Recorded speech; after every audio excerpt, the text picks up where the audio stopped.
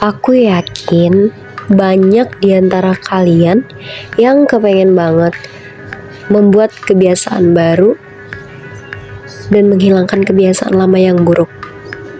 Tapi kalian ngerasa itu susah banget buat ngebiasain kebiasaan baru tersebut. Entah itu mungkin pengen belajar hal baru di karir, atau mungkin hobi baru, bahkan sesimpel kamu ingin mengubah hal-hal yang negatif menjadi positif. Nah, kali ini aku bakal ngebahas tentang gimana caranya supaya kita bisa belajar sesuatu dan ngebuat kebiasaan baru dan menghilangkan kebiasaan lama dengan cepat. Ada nih pertanyaan unik buat kalian. Menurut kalian, kenapa sih banyak dari kita mau belajar hal baru tapi susah untuk belajar? Atau kenapa sih banyak dari kita susah untuk menerapkan kebiasaan baru? Nah, menurut aku, kenapa kita susah belajar hal baru? Itu karena kita udah terlalu terbiasa nih, atau terlalu terhambat sama ilmu atau kebiasaan lama yang kita punya.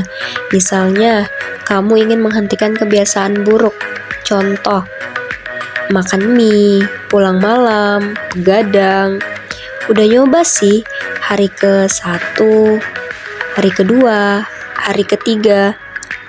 Hari keempat balik lagi ke kebiasaan lama. Well, salah satu penyebabnya ya karena udah otomatis aja gitu. Menariknya ya memang kebiasaan itu kayak gitu. Jadi otak itu sebenarnya bekerjanya menarik. Di dalam otak ada kumpulan saraf yang terhubung satu sama lain.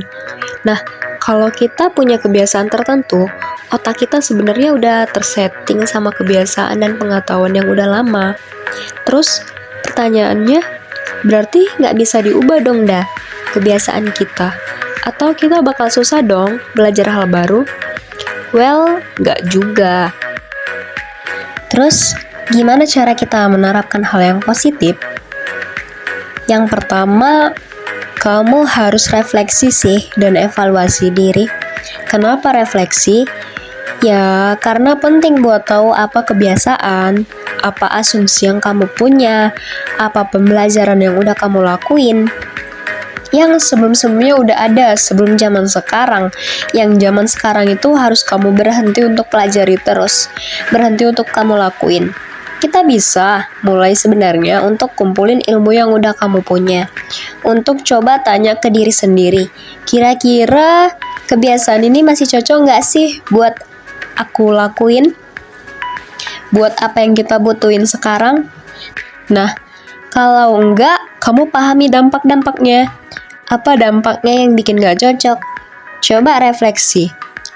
Yang kedua, coba deh kamu keluar dari zona nyaman. Emang perlu sih ngelakuin sesuatu yang belum pernah kita coba sebelumnya. Lepasin semua atau beberapa hal yang udah kamu pelajari. Atau coba deh mulai dari nol di bidang atau di kebiasaan yang memang baru. Dan yang ketiga, kita perlu sih namanya self-control.